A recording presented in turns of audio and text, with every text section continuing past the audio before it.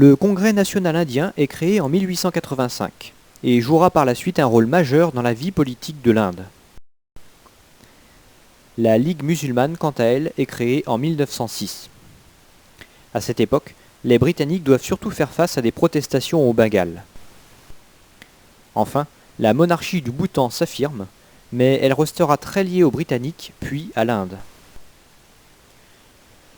Pendant la Première Guerre mondiale, un grand nombre d'Indiens combattent aux côtés de la Grande-Bretagne, avec l'espoir d'en retirer une plus grande autonomie.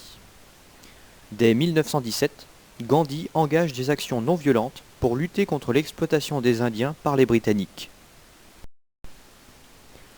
En 1919, la Grande-Bretagne propose l'India Act, qui donne un début d'autonomie à l'Inde.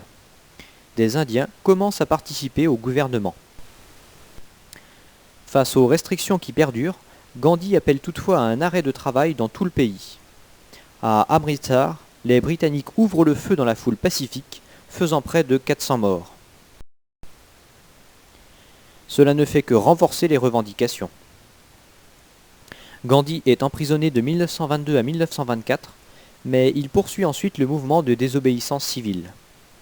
Les musulmans, méfiants vis-à-vis des hindous, n'y participent pas. En 1935, le nombre d'électeurs indiens a fortement augmenté, et le Congrès remporte un grand succès, tandis que la Ligue musulmane connaît un revers sévère. Face à la puissance du Congrès, les Britanniques se rapprochent de la Ligue musulmane. La Birmanie ayant une histoire très distincte de celle de l'Inde, les Britanniques décident de la détacher de l'Empire des Indes dès 1937.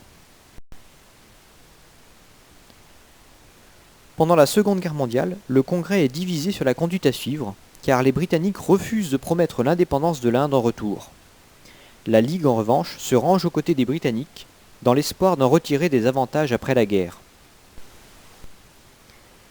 En 1942, Gandhi engage un mouvement pour l'indépendance du pays. La Ligue, quant à elle, prêche une partition du Bengale et du Pendjab à majorité musulmane.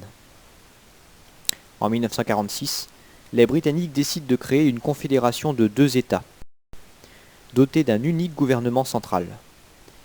Mais le Congrès et la Ligue ne parviennent pas à s'entendre sur la constitution de ce gouvernement central. Jinnah appelle alors les musulmans à manifester, ce qui se transforme en un carnage entre musulmans et hindous avec 10 000 morts. Comme les heurts entre hindous et musulmans se multiplient, il est décidé en 1947 de créer 2 États indépendants distincts, le Pakistan, qui inclut l'actuel Bangladesh, et l'Inde. Cette partition provoque des exodes massifs de musulmans et d'hindous, concernant 14 millions de personnes, associés à des représailles qui font 200 000 morts. Gandhi protestant contre ces massacres, il est assassiné par un hindou extrémiste, ce qui provoque un vif émoi dans toute l'Inde et renforce la ligne laïque de Nehru et du Congrès. Les anciens États princiers sont invités à choisir leur camp. Seul le Cachemire pose problème, car il est peuplé majoritairement par des musulmans, mais dirigé par un hindou. Son rattachement à l'Inde soulève aussitôt des révoltes, qui se transforment en une guerre rapidement alimentée par l'intervention des armées pakistanaises et indiennes. L'ONU finit par imposer un cessez-le-feu en 1949, et le Cachemire se retrouve de fait coupé en deux entre l'Inde et le Pakistan. La région restera toutefois une zone de conflit majeure entre les deux pays jusqu'à aujourd'hui.